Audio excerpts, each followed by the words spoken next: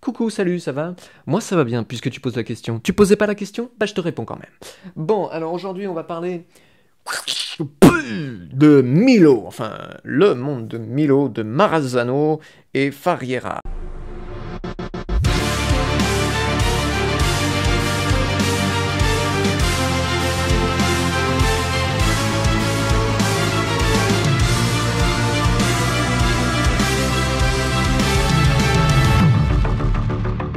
Alors, au scénario, c'est Richard Maranzano, et au dessin et à la couleur, qui est quand même important à noter puisque je vais parler des deux, Christophe Ferreira.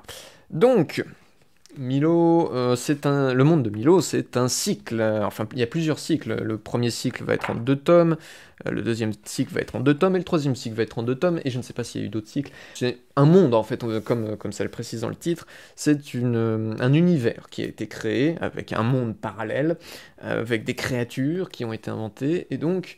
Bah, c'est du classique fantasy, hein, c'est un petit peu comme la quête des Willan ou ce genre de choses. Bien sûr, c'est des thèmes qui ont été écornés jusqu'à la moelle. Je sais pas si cette expression marche. Malgré tout, chacun est libre de faire ce genre d'histoire parce qu'il n'y a rien de plus agréable que de construire un univers d'une part, mais aussi de se rattacher un peu à ces codes de fantasy qui font qu'il y a le héros classique qui va être immergé dans ce monde fantastique, qui va devoir former sa petite équipe et rencontrer des peuplades avec des caractéristiques différentes, avec des créatures effrayantes. On apprendra au fur et à mesure à les connaître, etc., qui ont des pouvoirs aussi peut-être inconnus, avec un grand méchant qui guette dans l'ombre. Bref, c'est du très très classique et ça va rien rajouter à ce qu'on connaît déjà. Ça c'est clair, il faut quand même le dire. Dans son histoire, elle prend le temps. Et elle est super bien découpée, de manière très cinématographique. Donc le découpage est vraiment sympa, en plus les cases vont parfois être un peu plus grandes et vont dépasser de la page, ce qui rend une immersion plus concrète. Voilà, le découpage est très serré aussi, hein, il y a des toutes petites cases.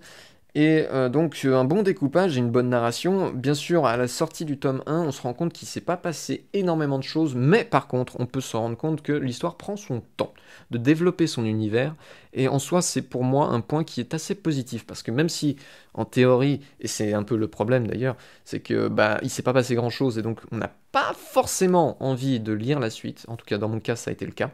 Mais il faut quand même noter que quand on prend son temps déjà, c'est cohérent, et surtout, dans le futur, c'est souvent louable. Les personnages vont être mieux conçus, on va mieux s'imprégner de ce qu'ils sont, l'univers va avoir ses bases, c'est très bien de prendre son temps. Et moi, je suis partisan de prendre son temps. C'est rare qu'on le fasse en BD, parce qu'on a souvent cette contrainte du nombre de pages.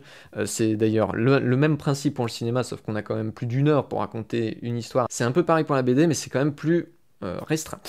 Donc là, pour moi, c'est à la fois un point négatif et positif, parce que certes, c'est cool, c'est vraiment génial, parce que ça décline l'univers, ça décline les personnages, ça prend son temps et c'est bien. En même temps, ça m'a pas donné du coup envie de lire la suite, parce qu'on n'est pas assez dans ce monde fantastique. Et c'est peut-être la plus grande critique que je peux faire à ce livre, c'est surtout qu'on n'a pas énormément, on n'est pas imprégné dans l'histoire, on n'a pas cette notion vraiment d'incroyable, de monde fou, etc.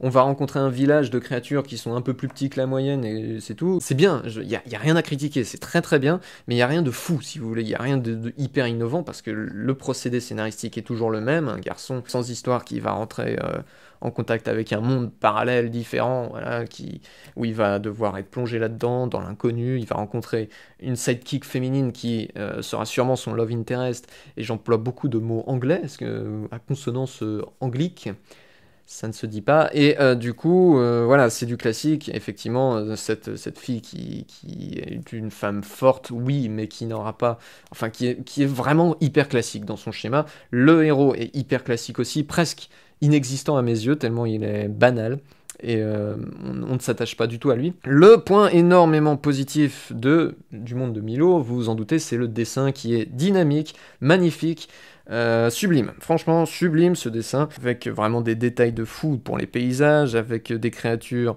bon comme j'ai dit, qui n'ont pas beaucoup de spécificité, mais qui sont très bien dessinés. Les personnages sont, pareil, au niveau de leur graphisme, les deux personnages principaux sont vachement banals aussi, mais ils sont très beaux, et le mouvement dans cette BD est superbe. Les traits sont un peu moyens, je dirais qu'ils sont peut-être pas assez définis, mais ça donne ce petit côté un peu pastel, qui est aussi bien retranscrit par la couleur. C'est pas hyper flashy en fait, vraiment elle est très neutre, très Et au début, ça m'avait dérangé, mais finalement, ça va bien avec ce dessin-là. Le dessin fait vraiment penser à du Miyazaki, hein, c'est très manga, mais en même temps, voilà, on va s'attarder beaucoup à ces peuplades, aux spécificités physiques différentes, et aussi aux paysages, surtout aux paysages, à ce côté immersif dans la forêt, dans des trucs comme ça. On voit vraiment l'inspiration, bien sûr japonaise, ça c'est sûr, mais je pense vraiment, je soupçonne le Miyazaki derrière tout ça. Donc pour ce qu'il en est de l'histoire, pas changeante, et c'est peut-être son gros problème, au niveau des personnages pas hyper attachants, c'est aussi un gros problème, qui n'est pas dû forcément au livre, hein. Le problème du livre, c'est qu'il pâtit de ses prédécesseurs, uniquement, hein. Si on n'a pas vraiment de notion d'autres références dans l'univers de la fantasy dans ce genre-là, ça passe tout seul.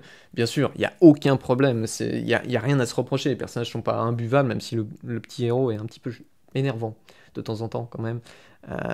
Mais voilà, il y a quand même une alchimie entre eux, il y a quand même quelque chose qui se passe, il y a quand même une aventure, c'est juste que c'est presque cliché dans un sens, puisqu'on l'a déjà vu 1000 fois, et c'est dommage.